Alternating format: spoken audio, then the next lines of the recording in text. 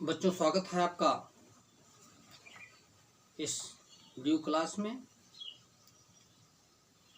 मैं आपके समक्ष उपस्थित हूँ कक्षा 12 हिंदी काव्य खंड से। आइए इसमें शुरू करते हैं।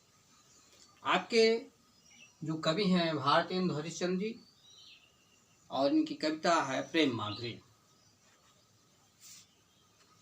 इन्होंने सवैया लिखा हुआ है सबसे पहले कविता में अपने। तो इनकी यहाँ पर जो सवैया है वो पहला है, वो पढ़ते हैं। मार्ग प्रेम को समुझे हरिचंद यथार्थ होता यथा है, और लाभ कछु न पुकारन में बदनाम ही होने की सारी कथा है। जानत है जिय मेरो भली विधि और उपाय सब विरथा है, भाव रहे ब्रज के सिगरे मोहि नाहक पूछते कौन बिथा है। ये इनकी कविता है सवैया। और आइए देखिए इसका अर्थ क्या होता है। एक गोपी कहती है कि प्रेम के सही वास्तविक स्वरूप को, उसके वास्तविक जो स्वरूप है, उसका वास्तविक जो रास्ता है, उसको कौन समझ सकता है कि जैसे वो होता है। वो गोपी कहती है कि इसे कहने में कोई लाभ नहीं है, बल्कि यदि हम इसे कहते हैं तो बदनामी ही होने की कहानी बनेगी। जबकि सभी लोग मेरे हृदय की भली भांति जानते हैं और सारा उपाय व्यर्थ है। ये ब्रज के सभी लोग पागल हो गए हैं, जो जानकर मुझसे पूछते हैं आपको कौन सा कष्ट है। तो बच्चों, ये इसका अर्थ हुआ।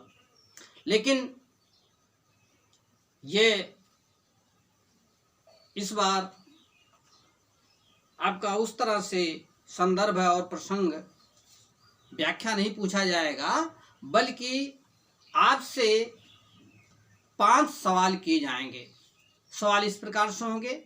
जैसे पहला सवाल होगा, पाठ का शीर्षक एवं कवि का नाम लिखिए। तो इस पर आप लोग लिख सकते हैं पाठ का शीर्षक लिखेंगे। वो इस प्रकार से भी हो सकता है। आइए मैं बता दूं। आप लिखेंगे पाठ का शीर्षक क्या होगा? प्रेम माधुरी।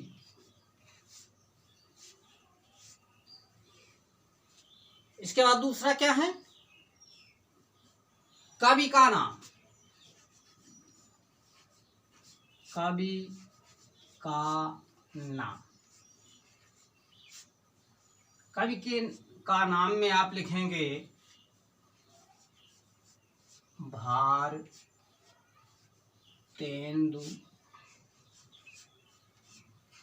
हरिश्चंद्र। ये हो गया। ये अभी आपका ये पहला प्रश्न का उत्तर कंप्लीट हुआ। अभी आइए देखते हैं इसमें जो दूसरा प्रश्न बनता है वो इस प्रकार से कि किसे कहने में या किसे पुकारने में बदनामी होने की डर है, बदनामी होने का डर है। अब इसके उत्तर में आप लिखेंगे, दूसरे उत्तर में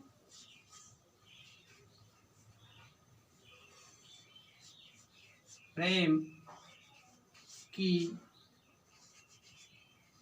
कथा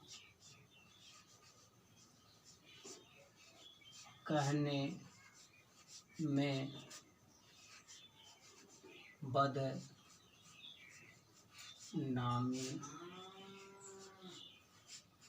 होने का डर ये हो गया दूसरा प्रश्न। आइए तीसरा जो प्रश्न है वो इस प्रकार से पूछा जाएगा कि रेखांकित अंश की व्याख्या कीजिए। तो आइए यहाँ पर कुछ रेखांकित किया नहीं गया है, तो किसी भी लाइन को आप रेखांकित करके उसके अर्थ को आप बता सकते हैं, क्योंकि मैंने इस पूरी कविता का जो है अर्थ बताया हुआ।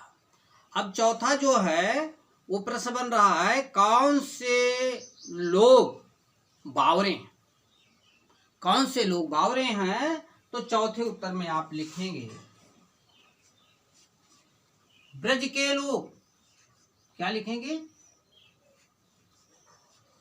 ब्रज के लोग बावरे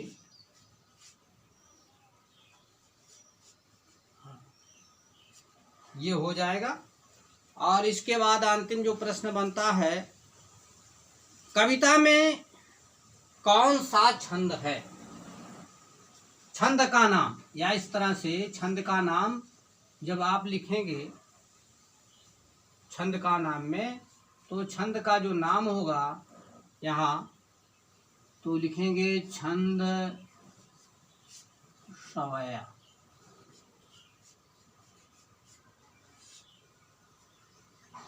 और इस प्रकार से पहला, दूसरा, तीसरा वो व्याख्या वाला रह गया है, तीसरा हमने लिखा नहीं है इसका उत्तर, आप लोग उसमें से देख लीजिएगा, चौथा, पांचवा। तो इस प्रकार से ये आपका हो गया। आइए दूसरा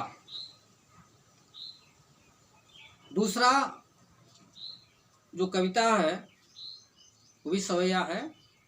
रोकहि जो तो अमंगल होए, और प्रेम न से जो कहें पिए जाइए, और जो कहें जाहू न तो प्रभुता, जो कछु न कहें तो स्नेह न साई, और जो हरिचंद कहें तुम्हारे बिन, जी है ना तो यह क्यों पति आइए, तासो पयान समय तुम्हारे हम, का कहें आप हमें समझाई।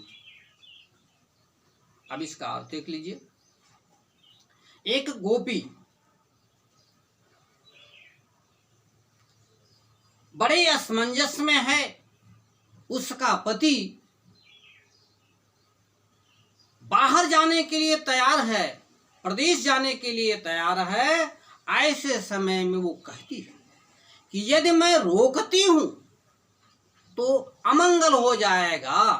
अर्थात यहाँ पर भारतीय परंपरा में टोकना अमंगल मानते हैं, रोकने पर अमंगल हो जाएगा।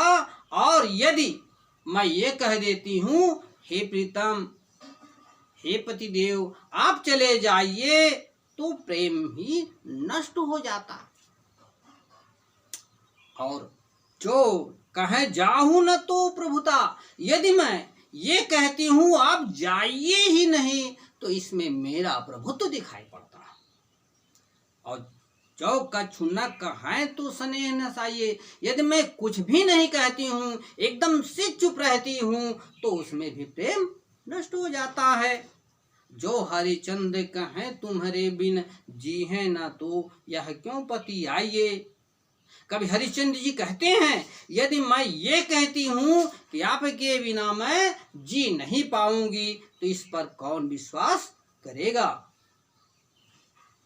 इसलिए वो प्रेमिका कहती है, वो गोपी कहती है, तो आप ही बताइए, आपके जाते समय, जब आप जा रहे होंगे, ऐसे समय में हम आपसे क्या कहें, आप खुद ही हमको समझाइए। इस प्रकार से विकास हुआ। इसमें भी इसी प्रकार से 5 प्रश्न बनेंगे, और पहला प्रश्न सब में वही होगा, पाठ का नाम, पाठ का शीर्षक एवं लेखक का नाम, ये अवश्य होगा। और प्रत्येक में आप ये जानिए कि उसमें रेखांकित अंश की व्याख्या लिखने के लिए अवश्य आएगा। शेष आपके इसी में से प्रश्न पूछे जाएंगे। पुनः मैं अगले वीडियो के साथ मिलता हूँ।